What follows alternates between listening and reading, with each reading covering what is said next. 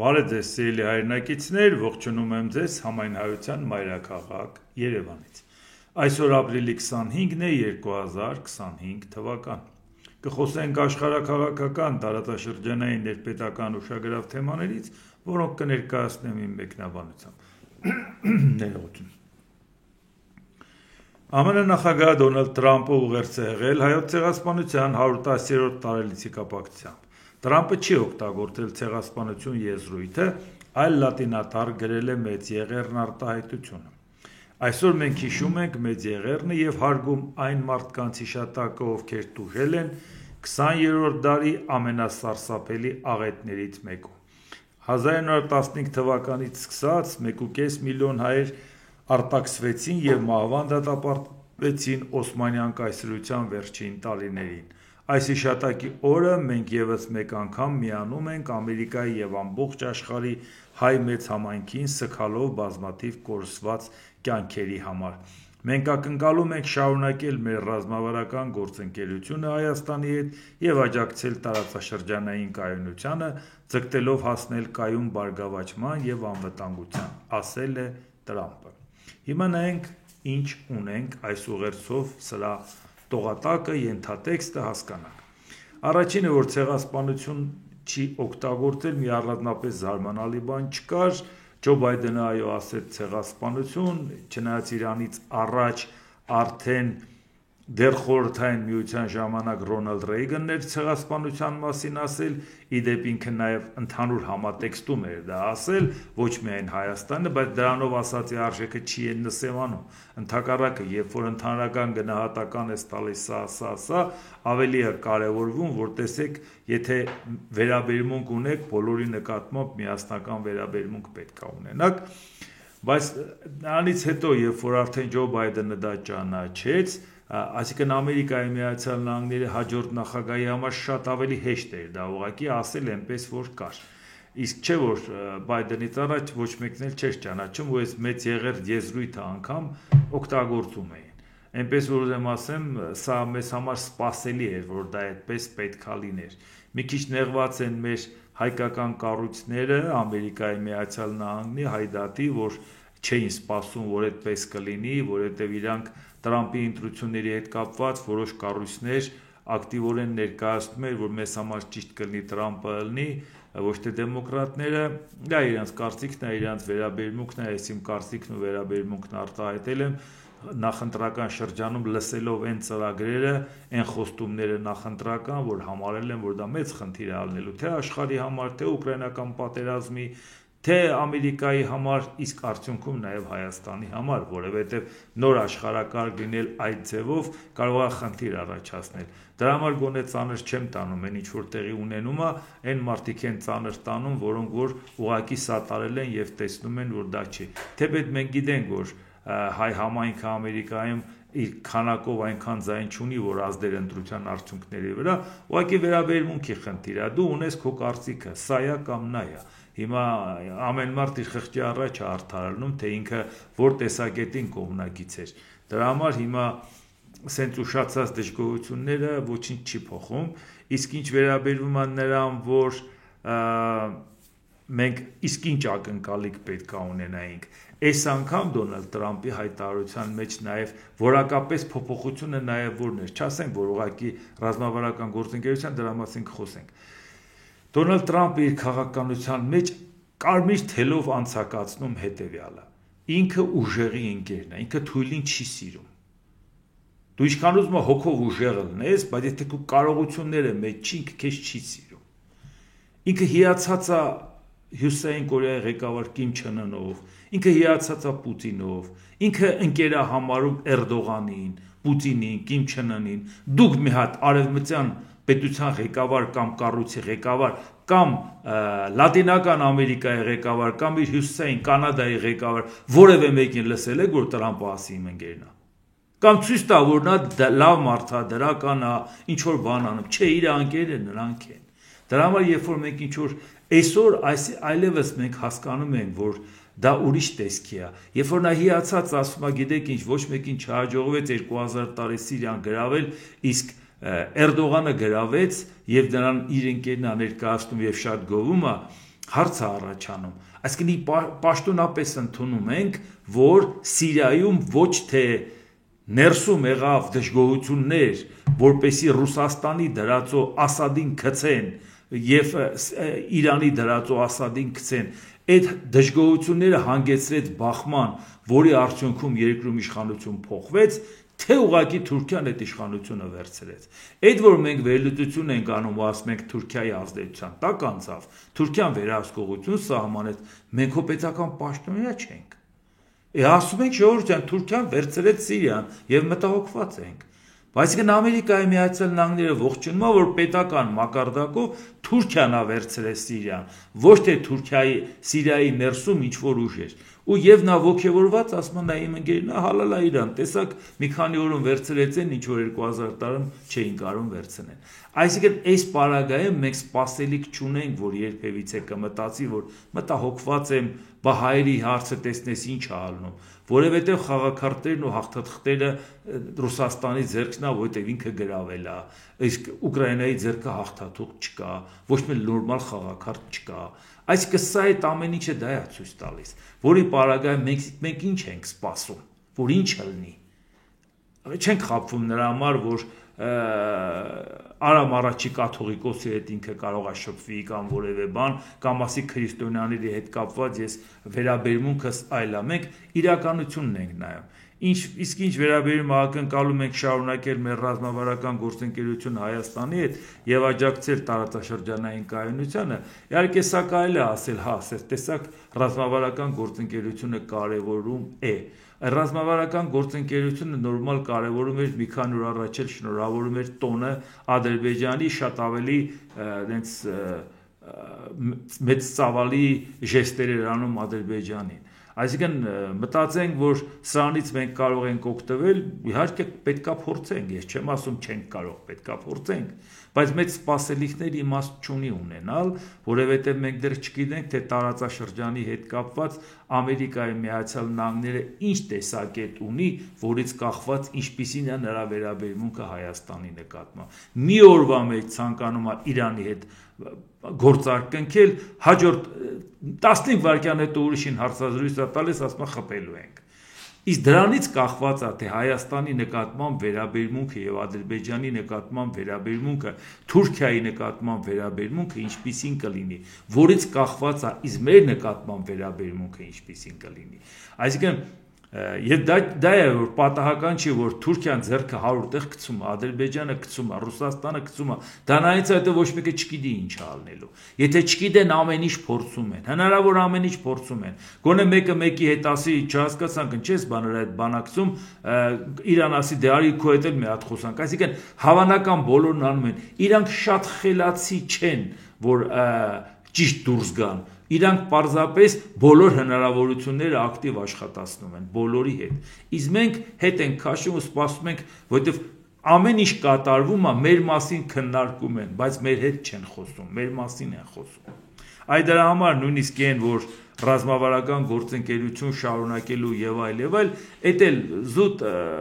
արտահայտությունն է, որ իհարկե իշխանությունները կարող է դրանից կարճի եւ ինչ որ քայլեր անի այդ ուղղությամբ, հատկապես երբ որ Իրանը, ներողություն Իրանն եմ ասում, Ադրբեջանը Չինաստանի հետ ռազմավարական գործընկերության ավելի բարձր փաստաթուղթ ստորագրեց, քան մենք Ամերիկայի հետ, այսինքն նախագահների մակարդակով։ Եվ այս պարագայում, եթե մենք գոնե փորձենք դա ասենք, դե լավ, Չինաստանի հետ չարեցինք, Եվրոպայի հետ պասիվ ենք, գոնե լավ Ամերիկան հիմա մեզ այսպիսի ժեստ է անում, գոնե փորձենք առիթն օգտագործենք, ժողովուրդ ջան։ Ինչքան էլ մենք մտածենք Դոնալդ Տրամփի այս կամ այն վարած քաղաքականությունը արդյունավետ է կամ չէ, դա կապ չունի մեր պետության կողմից արվող քայլերի։ Բացարձակ դա կապ չունի։ Այդ մենք իրար հետ ենք քննարկում, թե ինչ է մեզ սպասում, ինչ կարող է լինել։ Պետությունը պետք է փորձի բոլորի հետ էլ նորմալ արդյունավետ աշխատի եւ ցանկացած այս առիթից կարճի։ Թեպետ ես սպասելիքներ առանձնապես չունեմ այդ ուղղությամբ։ ԱՄՆ պետքարտուղար Մարկո Ռուբիոյի ապրիլ 24-յան ուղերձում ասված է. չնայած պատմելի կորստին հայ ժողովուրդը դիմացել եւ հաղթել է այսօր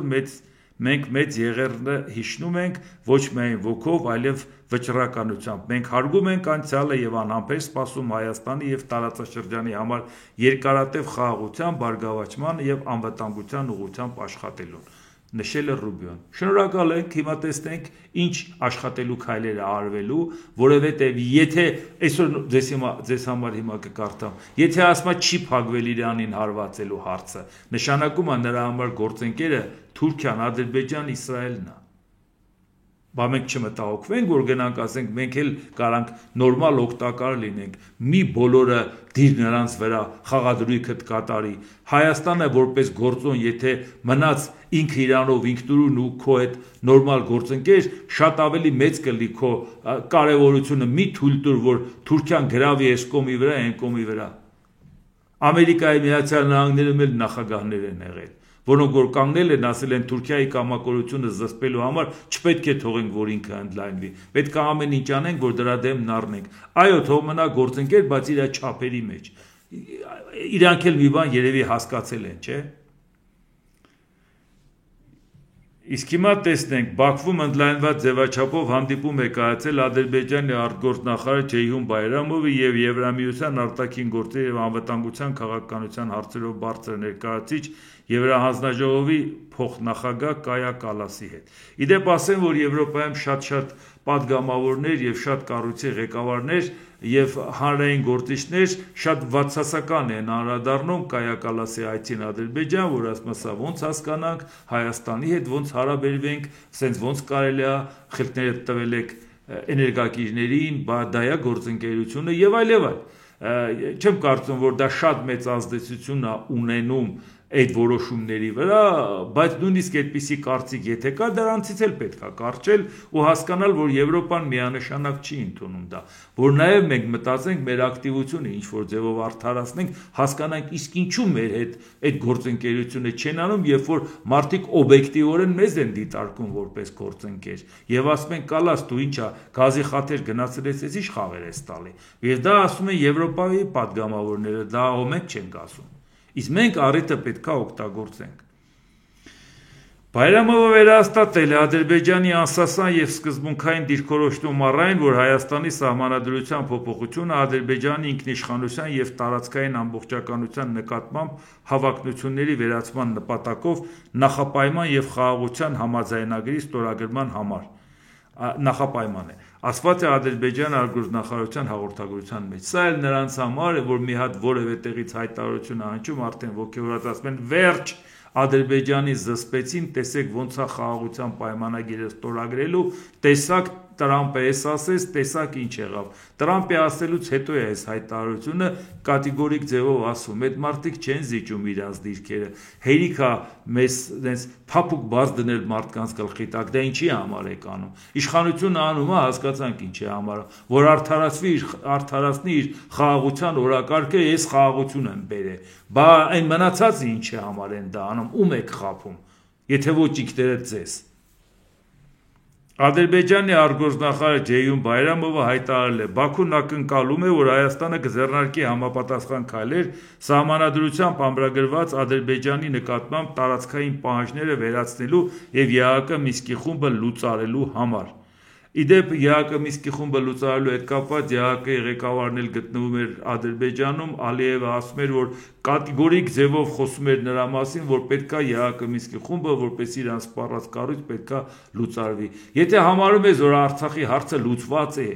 ինչի ես քեզ կոտորում, թե այդ կառույցը կմնա, թե չի մնա։ Այդ ինչ ես տենց ուզված, ուրեմն դու հասկանում ես, որ այդ կառույցը դեռ անելիք ունի։ Այդ Հայաստանում են փորձում Նիկոլ Փաշինյանն ասի հայ եթե խաղաղության գնանք, այդ կառույցը իմաստ չունի։ Մեռանք ասելով, այդ կառույցը քո հետ ինչ կապ ունի, որ իմաստ ունենա կամ չունենա։ Այդ կառույցը Արցախի անվտանգության կարգավիճակի մասին է։ Այդ կառույցը նրա մասին է, որ մարդը իր բնորանում կարողանա ապրի առանց նույնիսկ այն կարգավիճակի, որ ինքը կունենա այնտեղ, կլինի անկախ, թե կլինի կառույցի մեջ, կլինի լայն ինքնավարություն, թե ընդհանրապես ոչ մի կարգի ինքնավարություն չի ունենա։ Ինչի մարդու իրավունքները, որ միտեղ ոտնահարվում են, միջազգային կառույցները դրա մասին չեն խոսում, թե ասում են դուրս սպանիք ու երկրում ապրող էթնիկ փոքրամասնություններին, մարդը իր բնորանում չի կարող ապրի, իր տանը չի կարող ապրի, էթնիկ զտում է տեղի ունեցել, Եվ հիմա համարեն, որ այդ կառույցը իրան արդեն սպառել է, եթե սպառած լներ, այդքան իրան չէր կոտորի Ալիևը, այդքան չէր կոտորի Բայրամովը, այնպես որ պետք չի դրանից ներկայացնել, որ անիմաստ կառույցը համարեն չէ, այդքան իմաստ գտնում խոսում։ Իսկ հիմա նաև ինչ է ասում Բայրամովը, Հայաստանում ռևանշիստական տրամադրությունները լուրջ մտահոգության տեղիք են տալիս։ Կցանկանայի նշել վերջերս Ադրբեջանի և Թուրքիայի դրոշների արման հետ կապված միջադեպերը։ Ցավոք նմանատիպ միջադեպ տեղի ունեցավ երեկ նաև Ֆրանսիայում։ Մենք ակնկալում ենք, որ այս երկրների համապատասխան մարմինները վճռական գործողություններ կձեռնարկեն, ապահովելու, որ մեկ այլ երկրի ատրիբուտների այրումը ճանաչի որպես հանցագործություն։ Այսինքն Բայրամովը հիմա Նիկոլ Փաշինյանի ասածը ոգևորված ընդունեց, որովհետև Փաշինյանը խստորեն դատապարտում էր այդ դրոշների այրելը, հիմա Բայրամովն ասում է, դե որպես հանցագործություն դատի, այն ում որ խստորեն դատապարտում է։ Երեք այս թեմայի մասին խոսել ենք, բայց քանի որ այսօր խոսքը բացվել է, կարճ երկու բան էլ ասեմ։ Այո, ես ասել եմ, որ իմ համար դա որպես ակցիա առանձնապես էական նշանակություն չունի, որովհետև ինչ է, դու վառում ես ուրիշ պետության դրոշ, ինքն է կարա քոնը վառի, դա քո մենաշնորհը չի։ Այսինքն դա քեզ մի մրցակցային առավելություն չի տալիս, բայց հիմա դա իրանց խնդիրն է, իրանք դա անում են։ Ես ուզում եմ իմանամ դատապարտողներն ովքեր են։ 2018 թվականի ապրիլի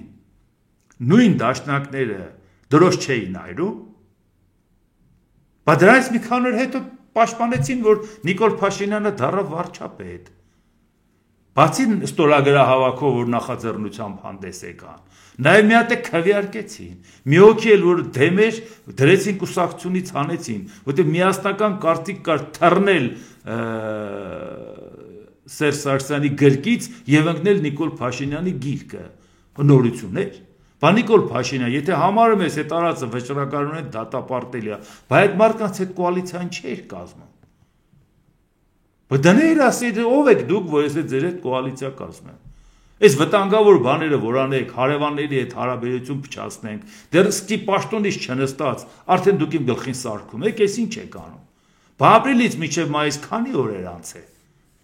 Այդ նոր նկատեցիք։ Կամ հիմա ազգային ժողովի ամբիոնով տեղից վերակենում, ասում 100 տարի առաջ էս են արել 100 տարի առաջ։ Մենք շատ լավ էլ գիտենք 100 տարի առաջ դաշնակներն ինչ են արել, այս ընթացքում ինչ են արել, իրան ընթացքում ինչ են արել։ Մենակ են, որ իրանք դարել են Ռոբերտ Քոչարյանի քաղաքական հենարան, կամ Ռոբերտ Քոչարյանը դարել է իրանք քաղաքական հենարանը մտցրել է խորհրդան, այս դրանից ավել բաց կարելի է նույնիսկ չասել են։ Բայց դրա մասին չի խոսքը, բա դա մենք ենք ասում, բա դուք ո՞նց եք ասում։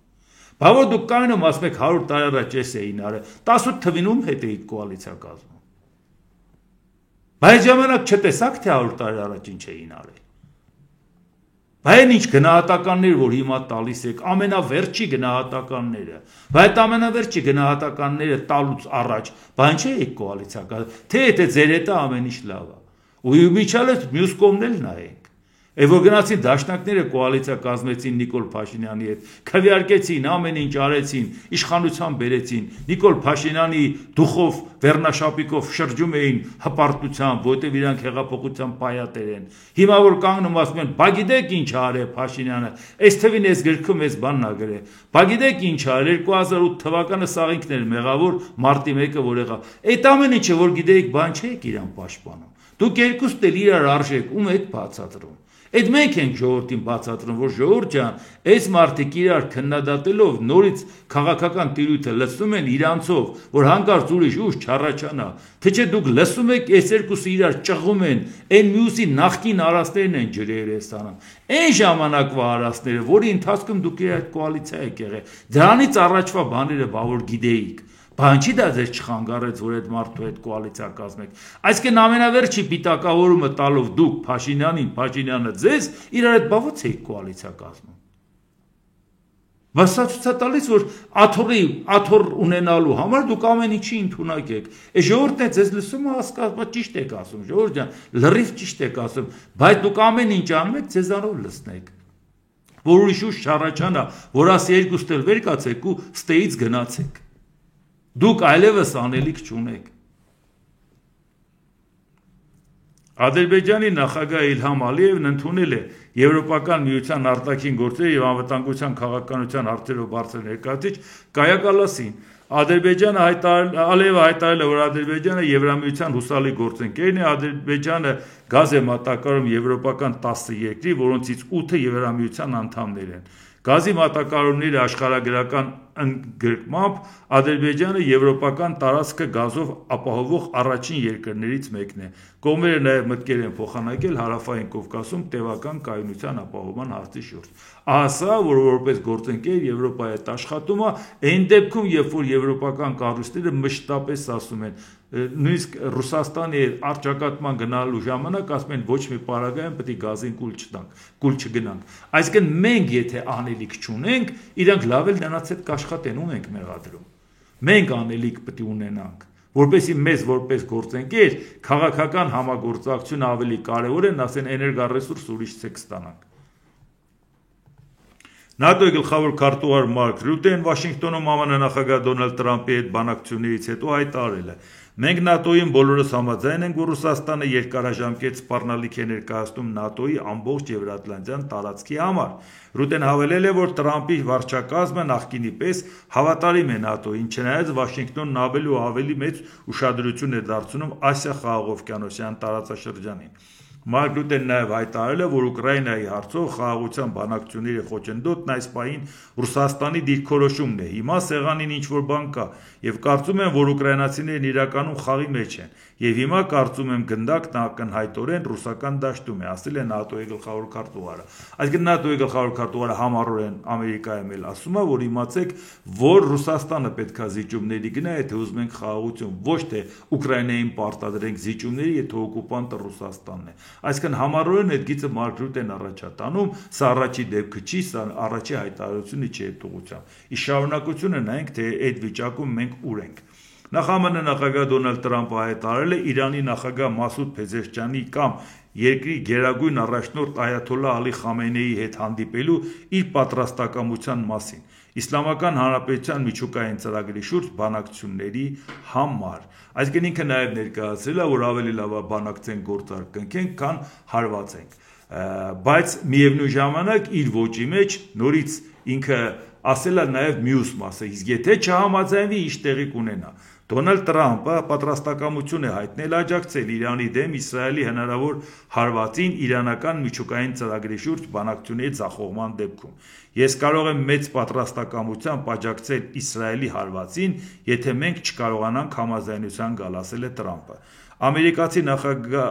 նախագահը չի կանգնեցել Իսրայելին հարված հասցնել Իրանին, այլ միայն կոչ է արել Իսրայելի վարչապետ Բենյամին Նեթանյահուին իրեն հնարավորություն տալ համաձայնության գալ Թեհրանի հետ։ Սա հերթական շանտաժն է Իրանին, որտեղ սա, եթե հանկարծ բանակցության չգնա, համաձայնության չգանք, Իսրայելը հարվածելու է, այսօր Իրան պաշտպանելու, որտեղ Իսրայելը առանց Ամերիկայի աջակցության չի համարձակվի հարվածել, որտեղ գիտի պատասխան կստանա։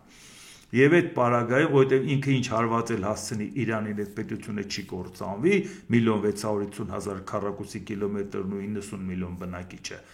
բայց Իսրայելին եթե հանկարծ Ամերիկան չաջակցի,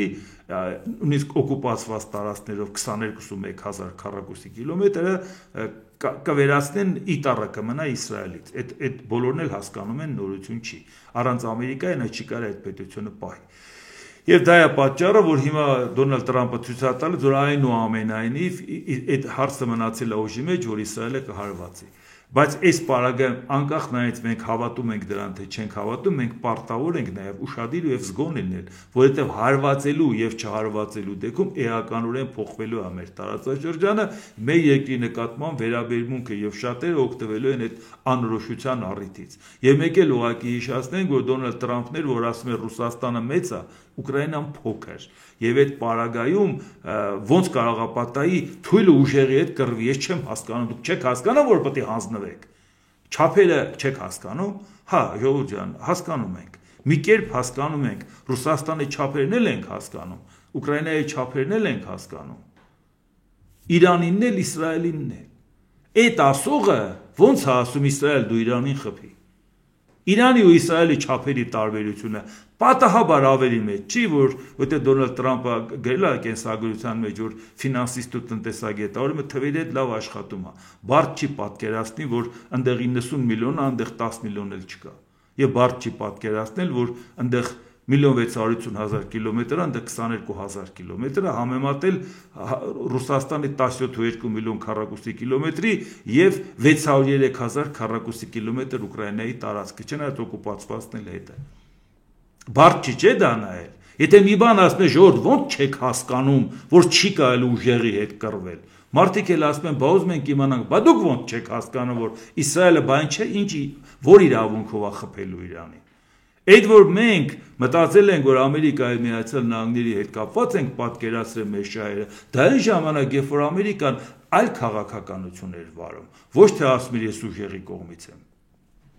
Բայց հիմա էլ հարցը առաջանում, իսկ մենք այդ անորոշությունը ունենք, դրա համար չենք խաբվում նրա վրա, որ հանկարծ մտածենք, իսկ ուղերձի մեջ ռազմավարական գործընկերության մասին ասես, դրանից մենք ինչ կշահենք։ Reuters-ը գրում է, Միացյալ Նահանգները պատրաստում է Սաուդյան Արաբիային ավելի քան $100 միլիարդ արժողությամբ զենքի փաթեթ առաջարկել։ Ըստ այնում առաջարկը նախատեսում է հայտարարել ԱՄՆ նախագահ Դոնալդ Թրամփի մայիսին Սաուդյան Արաբիա կատարել այցի ընթացքում։ Պենտագոնի պաշտոնյան հայտարարել է նախագահ Թրամփի առաջնորդությամբ մեր պաշտպանական հարաբերությունները Սաուդյան Արաբիայի թագավորության հետ ավելի ամուր են, քան երբևէ։ Անվտանգության համագործակցության պահպանումը մնում է այս գործընկերության կարևոր բաղադրիչ եւ մենք կշարունակենք աշխատել Սաուդյան Արաբիայի հետ նրանց պաշտպանական կարիքները բավարարելու համար։ Մի հետաքրքիր բան, $100 միլիարդ զենք է առաջարկում Սաուդյան Արաբիային։ Կառնի թե չի առնի դա հարցի մի կողմն է։ Սաուդյան Արաբիային նաև Բայդենն էր փորձում առաջարկել զենք վաճառել, որպեսզի նաև ձեռքաշեն Չինաստանից եւ այլ եւ այլ։ Իհարկե դա ձախողվեց այլ պատճառով, որովհետեւ Սաուդյան Արաբիայի ցանկանում էր հարաբերությունը կարգավորել, բայց Համասը հարվածեց Իսրայելին եւ փոխվեց այդ հնարավորությունը վերացավ, որ այդ դեպքում Սաուդյան Արաբիան ասում է այլևս Իսրայել չեմ պայմանավորվի, եթե ինքը Գազայի հետ կապված,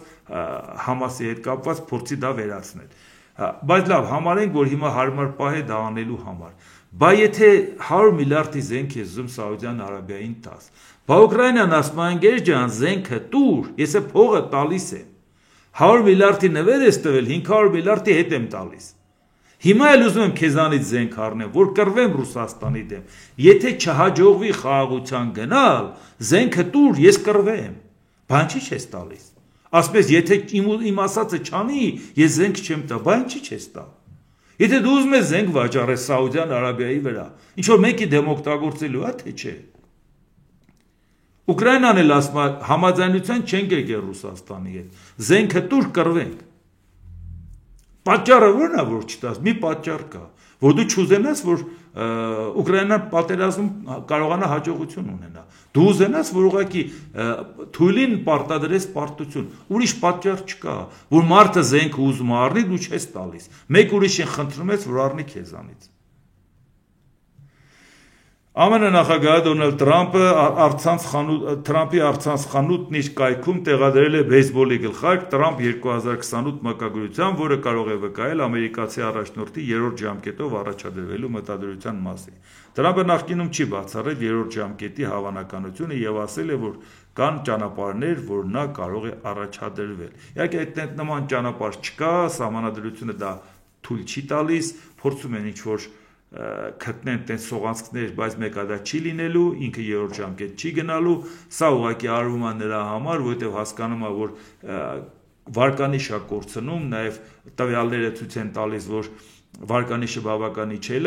այս 100 օրվա ընթացքում ավելի շուտ մենակ 100 օրը դեռ չէ լրացել, իդեպ էլի ցածր վարկանիշ ունեցող նախագահներ եղել են, բայց նրանք այտենց բարձր թիվ չեն ունեցել, որից այտենց անկում ունենան մի քանի օրվա ընթացքում։ Հիմա որպեսի հանկարծ մարդիկ չմտածեն, թե իրա մոտ ոչ մի բան չի ստացվում, կամաց հետ քաշվեն, որովհետև փորձեց դատական համակարգը վերահսկողության տակ մտցնի, հիմա ինչքան ասեք դատական գործեր են դեմը, փորձում է ասենք կրթահամալիրները վերահսկողության տակ վերցնի, նրանք են դատի տալի, փորձում է հարևան երկրները միացնի իրան, դեռ առայժմ չի ստացվում։ Այսինքն այդ բոլոր խոստումները, որով որ ինչ-որ բան չի ելում վարկանիշ ընկնելու, ասում է, տեսեք, հա, կարող է 3-րդ անգամ ընտրվեմ, դուք հանկարծ net չանեք, որ ինձանից շուտ ձեռք քաշեք, էլի, որտեղ մարդիկ հասկանում են վերջի ժամկետում ընդունված է ասել Ամերիկայի նախագահին կաղբադիկ չէ, երբ որ այլևս գնացող մարդը ոչ մի լուրջ բան անել չի կարողանում։ Բայց հաշվի առնելով 2026 թվականին ընտրությունները ես Սենատի 1/3-ի ռոտացիայի եւ կոնգրեսը ամբողջությամբ, այդ պարագայում ուզում եմ, որ թիմակիցները կախված են հանկարծ իր դեմ դուրս չգան, ասի, եթե ես չօգնեմ, դուք չեք ընտրվի, բայց նրանք էլ պետք է հասկանան, չէ, եթե իր աջակցությամբ ընտրվեցին կամ հանկարծ ձախողումները իրանց վրա եղավ, դա իրանց կարիերայի վրա ոնց կազդի։ Այնպես որ ուզեմ ասեմ, սա էլ հարց է, որ այս պարին հաստատ դրա ժամանակը չէ էլի, որ 100 օր աշխատելու դեպքում հաջորդ ժամկետի մասին խոսես, մթամես մեկը ինչ եղավ, բայց ասում եմ պատճառը նաև ինչից է գալիս։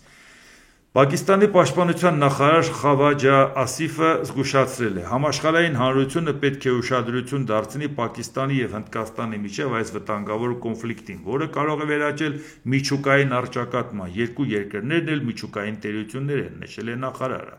Ապրիլի 22-ին զինված անձինք ահաբեկչություն են իրականացրել Հնդկաստանի վերահսկողության տակ գտնվող Քաշմիրի վիճելի տարածքի հայտնի զբոսաշրջային Պահալգամ քաղաքում։ Դրա հետևանքով զոհվել է Հնդկաստանի 25 քաղաքացի եւ 1 նեպալցի, շատերը վիրավորվել։ Հարձակվողներին հաջողվել է փախչել։ Հնդկաստանի հետախուզական ծառայությունները ապացույցներ են գտել առայն, որ Պակիստանի միջծառայական հետախուզությունը մասնակցություն է ունեցել ահաբեկիչների հարձակմանը։ Քաշմիրի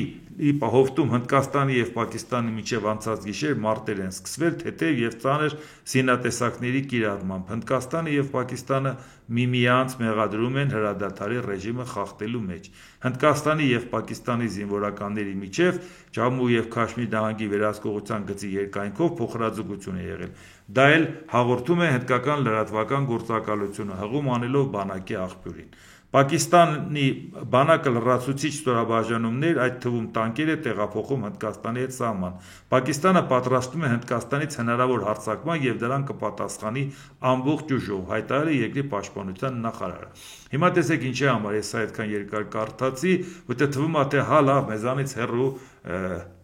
Հնդկաստան, Պակիստան, ինչ է, կամ էլ առաջի դեպքն է, որ այդ վիճելի տարածքների համար բախումներ ալնում։ Չէ, հիմա այլ է իրավիճակը, որովհետև հիմա ուժի դիրքից, երբ որ որոշում են աշխարհը վերաձևել, բայց ոչինչ չի ստացվում, այդ պարագայում կարող է շատ վտանգավոր լինել, այլապես երկուստ էլ միջուկային տերություն են եւ կարող է այդ բախումը մեծ մասշտաբների առաջ կանգնել, իսկ ով է նրանց կանխելու։ Այդ զսպվածությունը, որ շատ դեպքերում կար, որ ասում են, ես մոլորակին տերուտ իրական ունի, հիմա մենք տեսնում ենք, որ այդ տերուտ իրականը չկա, որովհետև հին աշխարհակարգը չի գործում, նորն էլ նրանից չի, որ ագրեսորին պատժելու պատրաստակամությունը, ընդհակառակը ագրեսորին խրախուսելու պատրաստակամությունը, հալալաքես գնա վերցրու, ինչ կարող ես այդ քոնն է։ Երբ որ ասում ենք հենց երրորդ համաշխարհային պատերազմի վտանգը այնտեղ է, երբ որ Ամերիկայի Միացյալ Նահանգները հետ քաշվի, երբ որ Ամերիկայի Միացյալ Նահանգները ուժեղի կողմը անցնի, այլ ոչ թե ագրեսորին պատժի։ Այդ դեպքում ոնց է աշխարհի բոլոր տեղերի ագրեսորներին պատժում։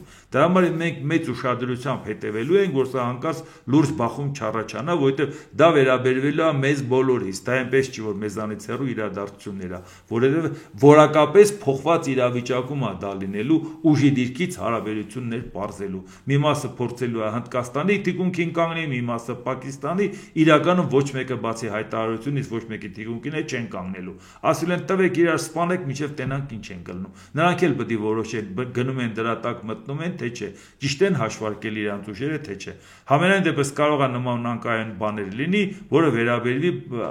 ամբողջ աշխարհին։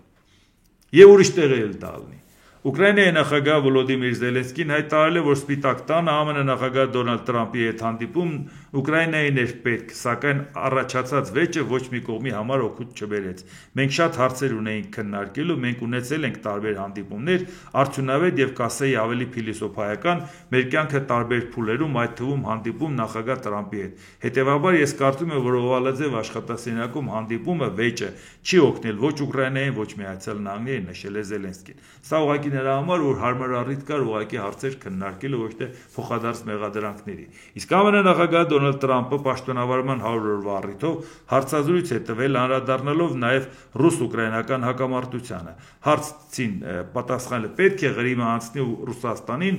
մնա նրանց մոտ։ Պատասխանել է Տրամփը, Ղրիմը Ռուսաստանին է անցել, այն նրանց տվել է Բարակ Հուսեյն Օբաման, ոչ թե ես։ Կարող են նրանք այն ետ վերցնել։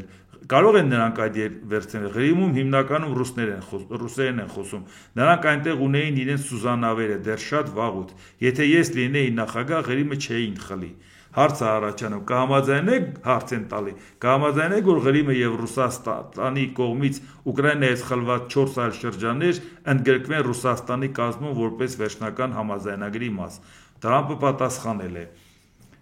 Եթե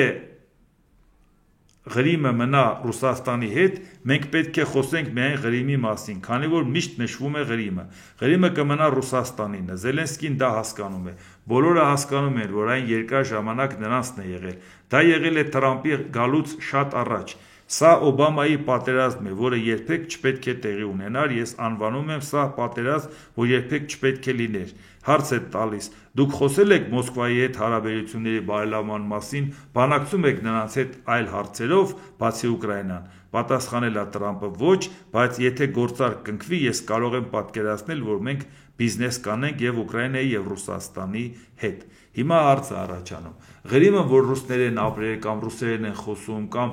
բավական ժամանակ Ղրիմը Ռուսաստանի կազմում է,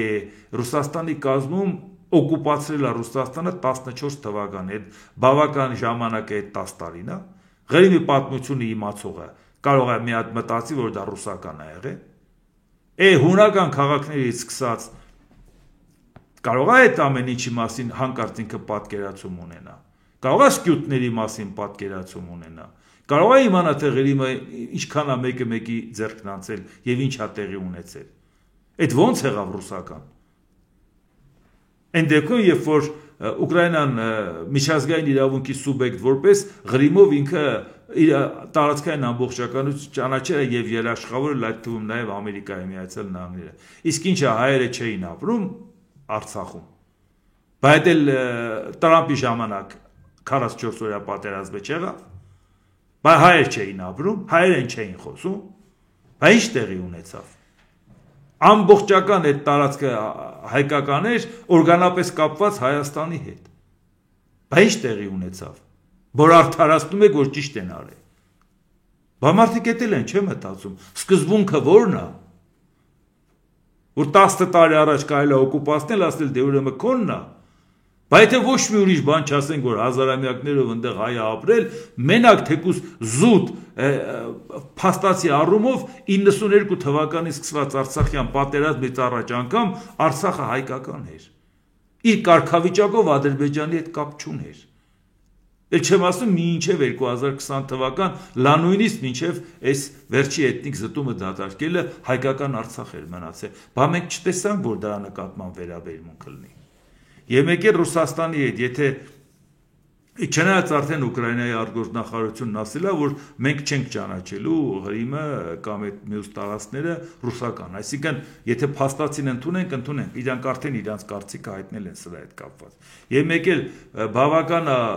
պատերազմը դադարի սկսենք հետները առևտուր անել եւ այլ եւ այլ։ Այսինքն դու նորմալ ձևով օկուպանտի հետ առևտուր կանես, ոչ իմանը քեզ խոչընդոտ չի, իսկ ինչ ա եղել որ նորմալ երկիր է, նորմալ օկուպանտ է, ինչ անենք, ուժեղա չէ ինքը, հաղթաթղթեր ունի ինքը։ Նորվեգիայի վարչապետի հետ հանդիպման ժամանակ Օվալաձև աշխատասենյակում լրագրողների հետ զրույցում Տրամպին հարցել են, թե ինչ զիջումներ է մինչև այժմ գնացել Ռուսաստանը խաղաղությանը մոտենալու համար։ Տրամպը պատասխանել է. պատերազմը դադարեցնելը, հետո ամբողջ երկիրը չգրավելը բավականին մեծ զիջում է։ Այսինքն 2022 թվականի փետրվարի 24-ին, որ Ռուսաստանը հանկարծակի էր բերել Ուկրաինային, դեռ չէր սկսել արևմուտքը օգնել։ Գնացել էր, հասել էր Կիևի մատույցները, հանկարծակի հարձակվեց, զորավարժություններ արեց, կենտրոնացրեց զորքը, մի քանի տեղից մտավ, ամեն ինչ արեց, որ ասեց, բայց չեք էլ ամաչում, հարգելի արևմուտք, որ ասում եք, որ մենք հարձակվելու ենք մեր եղբոր վրա, բա մենք մեր եղբոր վրա կհարձակվենք, այսինքն եղբայրությունը դարձրեց մանր ժուլիկություն, որպեսի վստահություն ստեղծի, որ եղբայրը եղբոր վրա չի հարձակել, ու գաղտագողի հարձակվեց։ Այդ ձևի է մտել Ուկրաինա, բան չի չէր 3 տարուց ավել գրավում Ուկրաինան, չեր ուզում, հա երևի։ Հա, չեր ուզում, որ հիմա ասի, բա ամբողջական թող գրավել, հետո բանակցել մի մասը հետ տար։ Բա ով իրան ուկրաինական զորքը դուրս չշպրտեց Կիևից։ Ուկրաինական զորքը չստիպեց, որ իրանք հետ քաշվեն։ Լամիադնայեք երբեք զենքը տվե։ Այն ինչ որ զենք տվել եք, մինչև պատերազմը նաև տվել եք, մինչև նոր խմբականակ տվեցիք, մինչև միասնական հայտարարություններ արեցիք, մինչև աջակցության կոչեր արեցիք, դեռ բանակցություններ էր գնում, որ ուզում եք Թուրքիայում պայմանավորվեք, որպեսզի բանակցություններով պատերազմը դադարեցնեք։ Ուկրաինական զորքը չէր դուրս մղում ռուսներին։ Այսինքն այդ մեծ լավությունը արել, հա։ Եվ պատահական չի, որ այս հարցազրույցի ժամանակ Դոնալդ Տրամփին հարցրել էին, որ ասում էր մի օրվա մեջ պատերազմը դադարեցնելու ենք, ասել էր բանա, դες կատակ եմ արել, դու տենց մի ընդունեք, ուղղակի կատակով եմ ասել։ Հա, գլխի չեք ընկել, որ կատակ էի անում։ Ժողովուրդ ջան, բայց այդ կատակի համար քանի միլիոն ձայն ավել ստացար ընտրվեցիր։ Շատ կատակասերն է, ախր։ Հապա մի հատ էլ նույն հարցազրույցը նույն մարդու հետ ասում է, ես կատակ չեմ անում։ Կանադան ու բանը Գրենլանդիան պետք է վերցնե։ Հիմա մարդիկ մի հարցնում են կատակ ես անում, թե լուրջ ես ասում։ Ոնց ես վերցնելու։ Այսինքն դեռ այդ բիտքը շարունակվում է, ու ասում է լուրջ ընդունեք իմ ասածին։ Ինչի համար եմ ասում, որովհետև այս ամեն ինչը ուղղակիորեն առնչվում է նաև մեզ ժողովուրդ ջան, որովհետև մենք ցանկացած պահի պետքա կողմնորոշվենք, լավ ի վերջո ինչ դիրք ենք բռնում, որովհետև հիմա տեսեք, ճեպազրույցի ժամանակ Չինաստանի արտգործնախարարության պաշտոնական ներկայացուցիչն էլ ինչ է ասել։ Չինական եւ ամերիկյան կողմերը մաքսատուրքերի հետ կապված հարցերի շուրջ խորհրդակցություններ կամ բանակցություններ չեն վարում։ Միացյալ Նահանգները չպետք է մոլորեցնի հանրությանը, ասել է Չինաստանի արտգործնախարարության ներկայացուցիչը, որովհետև ավելի վաղ Ամերիկայի Միացյալ Նահանգների նախագահ Դոնալդ Տրամփը հայտարարել էր, որ ԱՄՆ-ը ակտիվորեն բանակցում է Չինաստանի հետ երկկողմ առևտրի եւ մաքսատուրքերի շուրջ, հավելելով, որ երկխոսությունը լավ է ընթանում։ Ինչա ինքը ստիպված եղել սա ասի, որովհետեւ մի պարզ պատճառով ժողովուրդ ջան, որովհետեւ մարդիկ ասում են արածը ինչ էր։ Այդ մաքսատուրքը բարձրացեց եւ որ Չինաստանը խեղճանան, էլ չի խեղճացել, հետո արածը ինչ էր, ինչ արեցիր։ Հիմա արդյունքում ասում է, չէ, ժողովուրդ ջան, հանգիստ եղեք, բանակցում ենք, այդ հարցերը լուծում ենք, Չինաստանն ասում է, ինչ է, ում հետ ես բանակցում, մենք քո հետ չենք բանակցում, դու մաքսատուրքը դրել ես, մենք էլ պատասխան մաքսատուրքն ենք դրել, մենք էլ կտուժենք, դու էլ կտուժես, բայց տեսնենք ով է զիջելու։ Հիմա իմաստը ո՞րն է ասել, որ դու բանակցում ես։ Վերջապես այդ մարդիկ է կայնում են, ասում են, տենց բան չկա, չէ։ Ինչքան է դա ցավալի, որ այսօրվա դրությամբ լա տեսեք ինչ է ստացվում։ Ամերիկայի Միացյալ Նահանգներն ուզում է հանդիպի Իրանի ղեկավարության հետ, նրանք ասում են չէ, մինչև համաձայնության չգանք, միջնորդավորված ենք հանդիպում անգամ։ Չինաստանն ասում է, ես ինչ ես ասում, Չինաստանի նախագահն ասում է, ես քո հետ հանդիպելու բան չունեմ։ Էս ի՞նչ դարձրեցիք, ժողովուրդ ջան։ Այս աշխարհի գերտերությունը հնարավոր էր 100 օրում այսօրը գցել։ Չգիտեմ, ժողովուրդ ջան, ես համենայն դեպս գոնե հույսս չեմ կտրել, որ կարճ ժամանակ հետո գոնե մարդիկ կվերանային այս վերաբերմունքը եւ դա լրջորեն կփոխի Միացյալ Նահանգների տեսակետը աշխարհի նկատմամբ եւ աշխարհի տեսակետը Միացյալ Նահանգների նկատմամբ, որտեղ ի վերջո մեր հույսը այդ պետության հզոր ազդեցությունն է աշխարհի վրա։ Դե ինչ, այսօր այսքանը, դիտեք եւ դատեք ինքներդ։ Շնորհակալություն։